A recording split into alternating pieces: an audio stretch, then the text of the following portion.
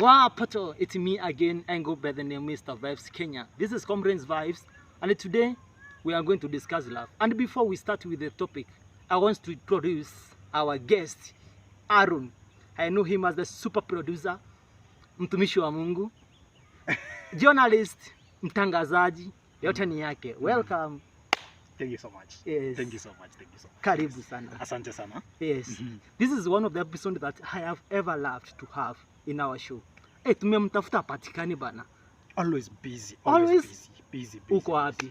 Busy studio. You know the thing with studio, man, you'll be working through the week. And then here comes now the church. You go again missing for a day. The whole day. The only day that you can stay idle is on a Sunday, and on a Sunday again in the afternoon, you are just in the business again. Wow. And To begin with, yeah, it's love, not marriage.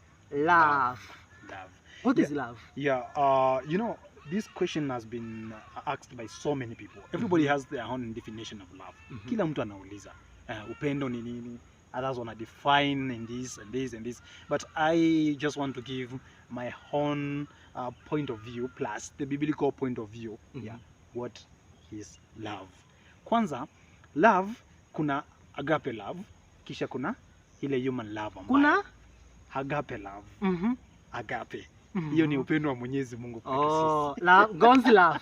God's love actually. Yes. And then now we have this human love ambayo tunakuwa nayo. Okay. So now we are basically looking at ile human love ambayo tunakuwa nayo sisi wanadamu kwa wanadamu. How we express love to other beings. So starting with tukidefine to Mr. Vibes, what is love? I will start with the contradictory part of it.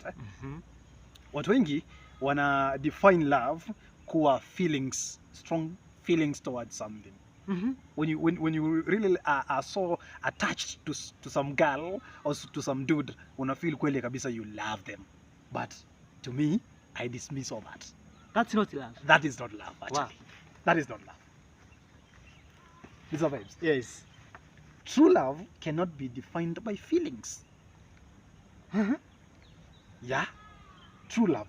And I understand the viewer anaangalia hii episode hili asaidike ukuje kupata a good mate, uingie kwa relationship mzuri, uingie kwa marriage mzuri ambayo itakusaidia kufika wapi? Heaven. Yes. So one thing is this. So that we may understand what is true love, then we have to have a glance quickly at the Holy Scriptures. I just quote for you, you can read for yourself. The book of 1 Corinthians chapter 13 verses 4 all the way to verses 7. It actually outlines what the properties of true love are. Love is not jealous. Love and you know all that. So out of it, Mr. Vibes, yes, mimi najua kitu moja kwamba wewe mwenyewe you're always jealous. Kila mtu anasema love is jealous. Is it not true? You know, if that love that you have iko na jealousy ama iko na sehemu tu moja tu ya kile ambacho Paul anazungumzia in the book of 1 Corinthians, then it means huo ni upendo gushi. I just want to dismiss and say that whoever is allowed to be jealous is God himself. Okay, upendo uvumilia. Love is patient. Are you patient with your girlfriend? When she hurts you, maybe, let me just Isiwa na watch, isiwa naangalia kwa hiyo. Are you patient with your girlfriend actually? Anajua. Then now that one raises the question here that we really need to have a look at what is true love. Basically, if you are an Adventist and you are watching this, you are so lucky. Wow. If you are not an Adventist and you are watching this also, you are also lucky. Because first, I want to introduce you to a writer of inspirational books of the church, Ellen G. White. Looking at the book of Letters to Young Lovers. She is clearly bringing in the point that we have looked at in the book of 1 Corinthians, plus a understanding in it and saying that true love is a high and holy principle. Wow. Because now true love has to have all these things in mind. All these segments in. It has to be patient. It has to be kind. It has to be, long suffering. Unaona? Yes. Hautafuti mambo yake mwenyewe. Unaona? Yes. All the time it is based on the center of all things, that is Jesus Christ. So, Mr. Vibes. Yes. for you now to love somebody truly, Mhm. imagine it is so simple. Mhm. You have to love God. I You have to love God. Christ. No way. You must love Christ. You have to. So that now, you may not be in a relationship that has so many rancors. Mhm. I am trying to imagine myself in a relationship that is full of jealousy, arrogance. I'm trying to imagine I'm in a relationship yenye tunakosania vitu dogo dogo tu. Kama kuonekana, let's take this one now. Hii najua imekuwa ina trend na watu wengi wanajua that say you have a girlfriend. And I'm sure she's watching actually. She is watching. And then there are these friends of yours who are girls, not boys, who are girls. Remember, your girlfriend alitoka kwa mamake, akuja ingia kwa maisha yako, akakupata kuwa na sako yako. You see? So meaning that she should not be jealous of how you associate with your circle. Kama bado unamheshimu, if you respect her, hapasi kuwa jealous. Meaning that hapasi kutenganisha na mabeshte wako. Wow. So clearly, I was just saying that true love has to come from Christ alone. Now, kind of a true love now, we are looking at affectionate love. Affectionate love. Yes. Now, affectionate love is that which is now confused to true love. Because they define, Mr. Vibes ni ruhusu tu nikwambie, ama ulikuwa na kitu ya kusema kwanza. Sasa tuendelee tutaongea. When you ask them to define what is love, they'll tell you love is a strong feeling towards somebody. When I'm so like I'm in love, and that is true love. Uongo, hiyo ni uongo. Actually, that is affectionate love that should come after true love. Now, after Christ inserting, putting into you how you should love somebody who is a sinner like you now. After Christ giving you patience, after Christ giving you long suffering, kumbuka, the fruit of the Holy Spirit is long suffering.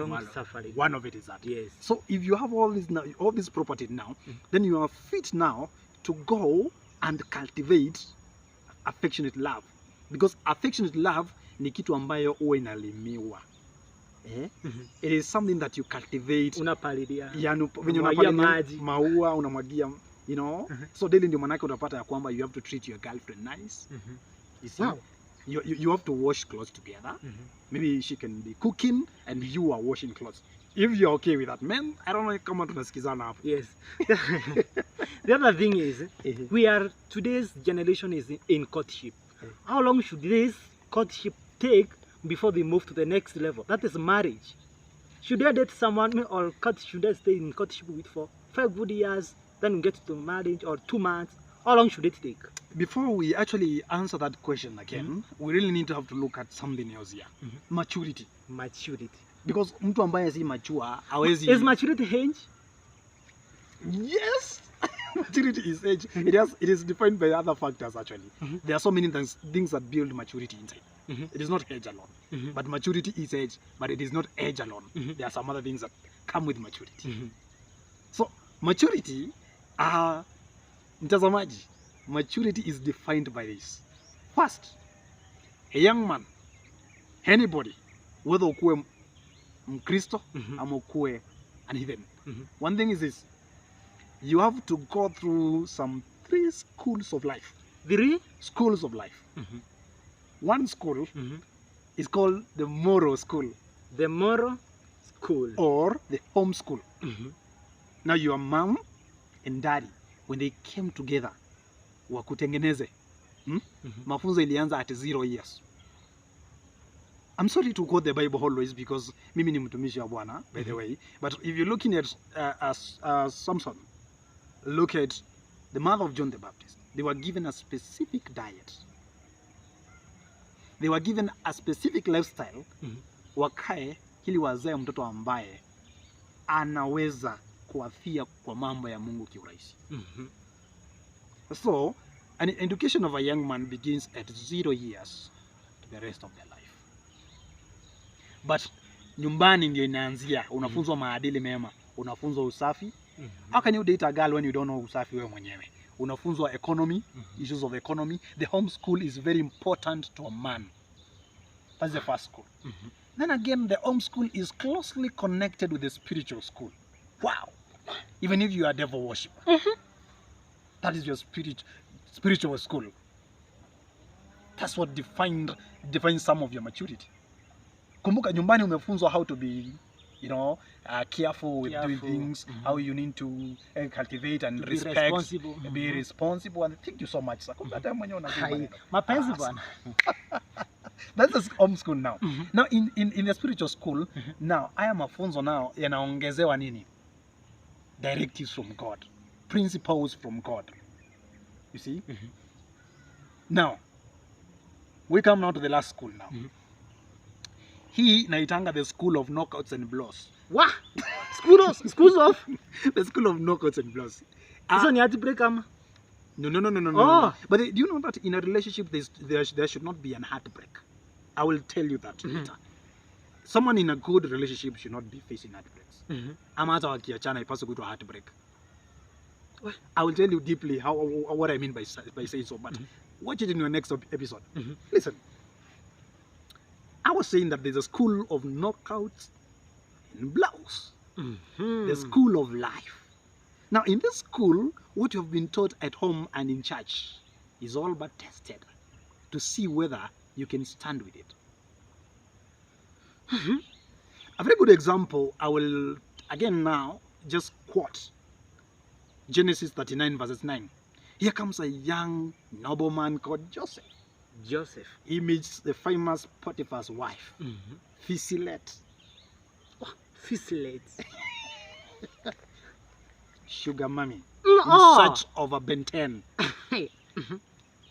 And the lady, I understand that she was really looking good actually. No, ukiona Biblia inaruhusu tu maneno mengine ingie ndani yake. Hiyo ilikuwa kitu serious.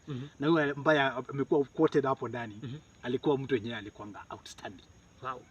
So she was looking good actually. Wow. Alafu pia unajua kulikuwa na do. Pesa. Yeah, actually. And listen again, Joseph came from a humble background origin. Young men who are watching this stuff. Ngapi wako na sugar mummies? Hey, fit yourself inside. Sugar so mommy. This guy was in a foreign land. So imagine from home, his parents taught him that he has a purpose in his life. That he is a man of God.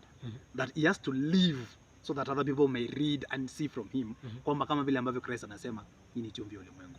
I'm sorry to get spiritual. But this one is important to a young man. So again now, he was taught all these things. Now when he was away from home, the same things that he was taught at home, he applied them in the testing time. Wow. And that is what brought maturity plus age that he had. So the trials of this world that will always mark and try to test what we have been taught at home school and in church school are the ones that now bring about maturity of a person. So in as much as people will define maturity in all other words and philosophical, ideological words, the Bible odds hit clearly that the home school, the spiritual school, and the school of life are the ones that bring about the maturity of a young man. Guys, did you get that? The show is becoming too hot. Yeah. This brings us to the caption and the topic of this show. Yeah. How do we differentiate our soulmate and our playmate? Now, I'm sorry for that. Yeah, before we go to that, we were defining maturity so that now we may go to courtship. Bas. Let's go. Now, in courtship again here, now unapaswa kuingia kwa courtship when you are mature enough. How old is this? How old is this? In a class of human growth, psychology and development, if it is, those are the right words, as I have put them, we learn that men mature slowly than ladies. In terms of age, actually. What? That is strange. Ladies grow faster. Actually, we all agree to that. Najua uko na miaka 30. Dem mwenye ako na miaka 30 na wewe saizi anafikiria times 10 kukuliko. Men will grow. No. Kiakili. Men will grow slowly. Yeah. I can give you I can give the viewer a benefit of doubt by kuambia kwamba akitaka enda achukue mtu wa age moja na yeye na try to kuingia kwa conversation ambayo ni related na hizi vitu. Wewe boy tu na watch stuff atakugundua kweli kabisa dem anafikiria zaidi kumliko. Nikuulize, I'm sorry to interrupt. Why should I have a lady who is younger than me Na nikienda nikilike picha ya msichana pale Instagram, inakuwa chaotic in the whole hiyo wiki yote inakuwa Before you get to that, vita. Before you get to that, I just mentioned something and said those who should enter into courtships and relationships should be mature enough. And maturity, we have just defined it. Let's move on. So again, a man matures at the age of 27. Oh, somebody will tell me that because of the trials of life and the thing, a man can mature faster. No, he will be a half-baked. 27 good years. At 27 is when now you have hatched from childhood. What? Totally. And I'm still young. When you go 18. My girlfriend is watching. Na nilimdanganya. Come on. Listen, at 27 is when a man is said to hatch from childhood. Yani hata kama hajapitia mapito mengi katika maisha, at least unaweza reason na yeye. Now, anaweza kuwa na shida mingi katika maisha, but kufikiria yake itakuwa relatively like ya mtu mature. But the ultimate age, wacha nitumie hiyo word. The ultimate age yake kabisa kwa akili yake kuweza kukua fully grown. It's at 27. I'm sorry, ma'am. You are below those years. That's why you are getting heartbreaks. You know, unajua wacha reality isemwe. I want us to get to the Bible a little. If you're not a Christian, I'm sorry, but even Muslims. My viewers are Christians. How old did Jesus? I mean, Christ alikuwa miaka ngapi akianza ministry? That if I'm not wrong. Then a theologian will tell me that there was a personal ministry and the public ministry. No, I'm just quoting it directly. Ilianza kurekodiwa vizuri, alianza kazi lini ya kuhubiri na kubatiza watu. A very good example set to us by our heavenly teacher. Now, I stand to be corrected. You can come with theological and philosophical views and we can debate on that the whole day. I will come with the records. So now, at 24 is when now a lady is mature. 24. Yes. Remember, this lady amefikia maturity, si peak ya maturity. Unajua peak ya maturity, nitaweza sema hivi, I will go against everybody in this. Hakuna mtu ambaye anafikanga peak ya maturity in this world. Peak ya maturity is when we can say that you can harmonize everything. You know why I'm saying so? Because of the increase in sin and the lack of parents teaching us the moral things at home, and us lacking to take that which you have been taught at home. Now, the various kind of sins ambazo ziko. So, Mr. Vide, let me tell you one thing. The peak of maturity, no one dares to atafika hapo. Hiyo nafikiri utafika Christ akikuja. Christ akikuja. Yeah. But if any case you're so disciplined in these things, I might say you may relatively